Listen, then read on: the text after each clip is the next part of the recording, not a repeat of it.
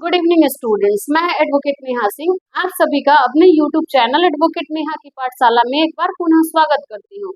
Students, हम लोग अभी आधुनिक भारत के इतिहास पढ़ रहे हैं और इस क्रम में हम लोग 1857 का विद्रोह पढ़ रहे हैं।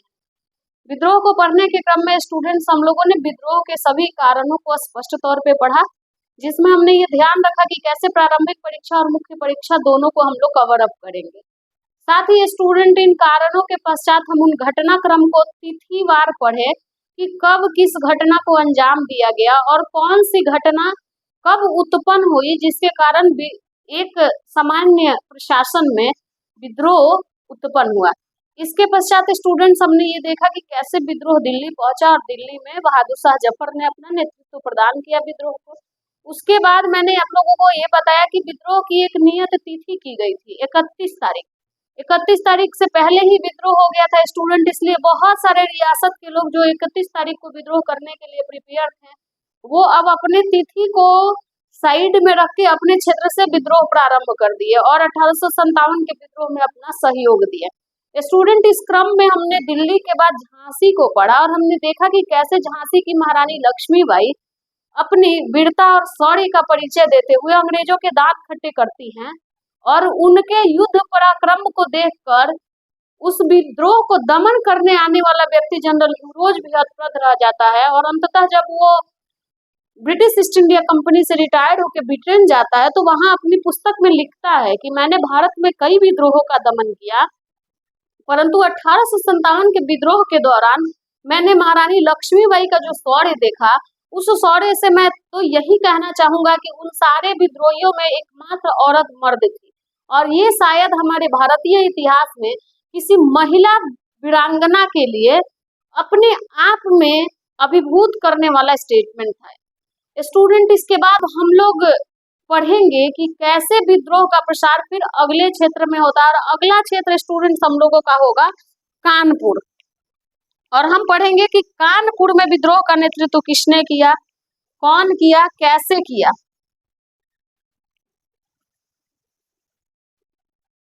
स्टूडेंट्स, हम देखेंगे कि अगला विद्रोह कहाँ होता है, तो कानपुर। कानपुर में विद्रोह होता है। विद्रोह का नेतृत्व करता कौन रहता है यहाँ पे,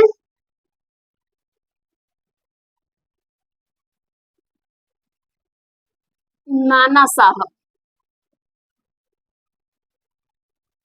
स्टूडेंट, नाना साहब कौन रहते हैं, तो पेशवा बाजीराव के दत्तक पुत्र। आप याद रखिएगा, पेशवा बाजीराव की कहानी मैं आप लोगों को बता चुकी हूँ जब मैं मराठा सरदारों के बारे में पढ़ा रही थी।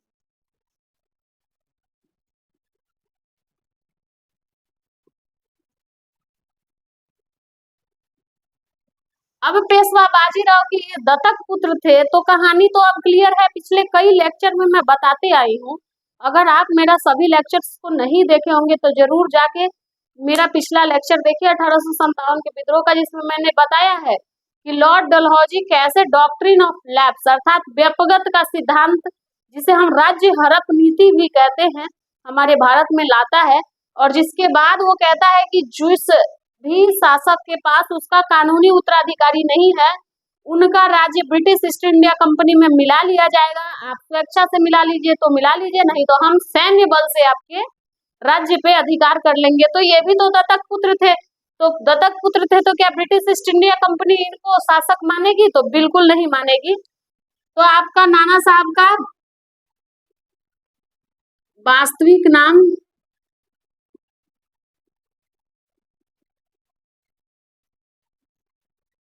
भोंदू पंत। 1857 के विद्रोह में इनके सेना के सेनापति तात्या टोपे। अब आप हमें कमेंट करके बताइएगा कि तात्या टोपे का पूरा नाम क्या है। मैंने पिछले लेक्चर में बताया और मैं आपको क्या बताई, मैं पिछले लेक्चर में ही तात्या टोपे के बारे में सब कुछ बता दी थी कि वो कहाँ पे काम किए थे। मैंने आप लोगों को बताया कि इन्होंने बंगाल की आर्टिलरी में काम किया था।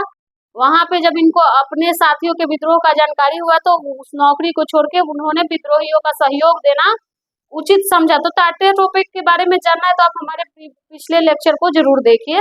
इनके सेनापति थे स्टूडेंट तात्या टोपे। तात्या टोपे ने सहयोग दिया था। इस युद्ध में, विद्रोह के दौरान इस युद्ध में स्टूडेंट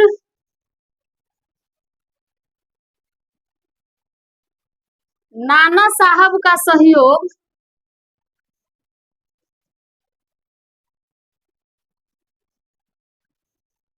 एक प्रसिद्ध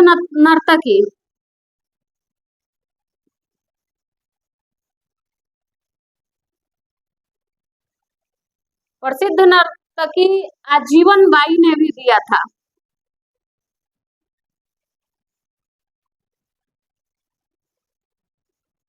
अब आपके मन में ये विचार उत्पन्न हो रहा होगा कि आजीवन बाई कैसे सहयोग कर सकती हैं युद्ध में स्टूडेंट। तो मैं आप लोगों को बता देती हूँ कि उस टाइम जो आजीवन बाई थी, आजीवन बाई का अपना एक ग्रुप हुआ करता था। आज भी आप देखते होंगे कि डांसरों का एक ग्रुप होता है, तो उस टाइम आजीवन बाई का भी स्टूडेंट एक ग्रुप था, नर्तकियों का ग्रुप था।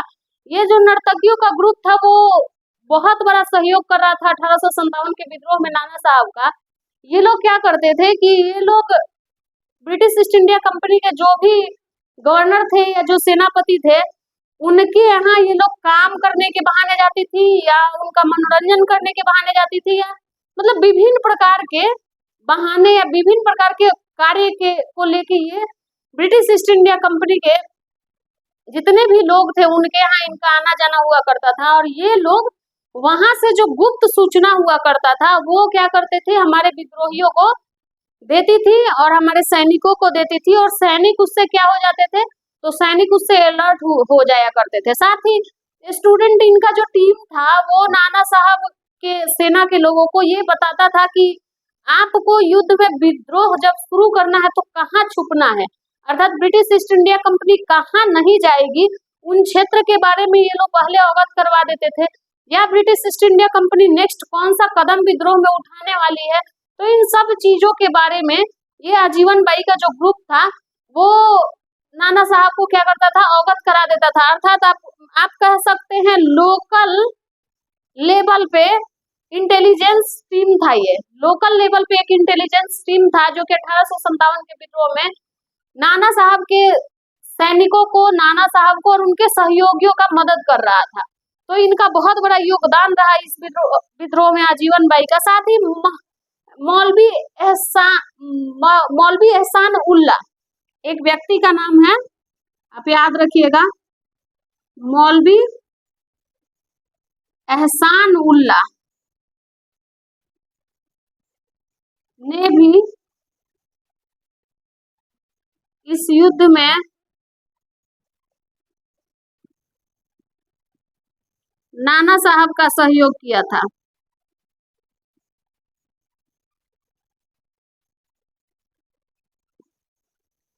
मतलब इन्होंने भी नाना साहब का सहयोग किया था।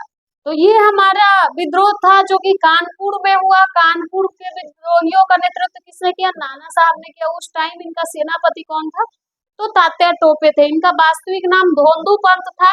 मैंने अभी आजीवन बाई के टीम के बारे में आप लोग को बता दिया, और मौलवी एहसान उल्ला ने भी नाना साहब का इस विद्रोह में सहयोग किया था। स्टूडेंट आप इसको नोट कर लीजिए, फिर मैं आगे आप लोगों को बता रही हूँ। नेक्स्ट स्टूडेंट, इसी क्रम में हम कानपुर में 1857 के विद्रोह में आप लोगों को एक घटना के बारे में बता रहे हैं जिसको इतिहास में सती चौरा कांड के नाम से जाना जाता है।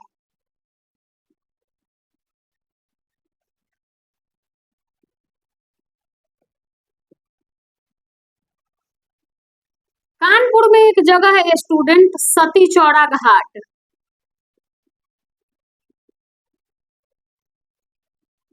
गंगा नदी के किनारे सती चौरा घाट है। कहना यह है ब्रिटिश ईस्ट इंडिया कंपनी ने, अब कांड लिखा है तो कुछ ना कुछ तो हुआ होगा। ब्रिटिश ईस्ट इंडिया कंपनी ने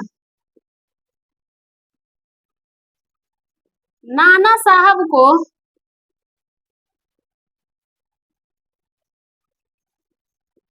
इस कांड का आरोपी बनाया।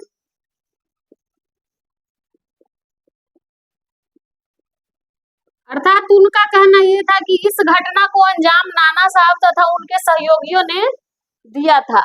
अब जो घटना है, अब ये घटना क्या है ये मैं आप लोगों को बता रही हूँ।